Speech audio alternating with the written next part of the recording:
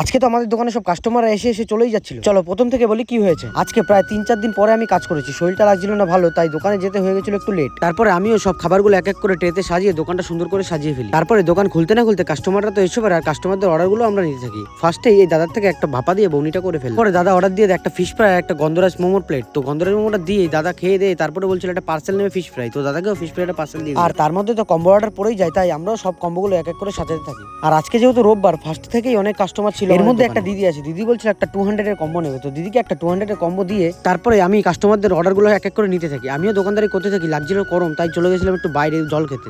আর বাইরে ছিল তখন প্রচন্ড পরিমাণের ভিড়। আর তারপর প্রায় 8:50 মতন বাজে, ততক্ষণ আমাদের মাল প্রায় সবই শেষ হয়ে যায়। তারপরে হয়তো কিছু আইটেম বেঁচে থাকে, সেই কাস্টমারদেরকে অল্প অল্প কিছু আইটেম দিয়ে ছেড়ে দিই। তারপর লাস্টে আছে সৌরভ, আর সৌরভকে এক প্লেট চাউমিন দিয়ে আমাদের দোকানের প্রায় সব মালই শেষ হয়ে যায়। তারপর আমাদের দোকানে কোনো মাল না থাকে, আমরা সুন্দর করে দোকানটা পরিষ্কার করে ফেলি। ততক্ষণে অনেক কাস্টমাররা এসে ঘুরে যায়, যেহেতু কোনো মাল ছিল না তাই চলে যাচ্ছিল।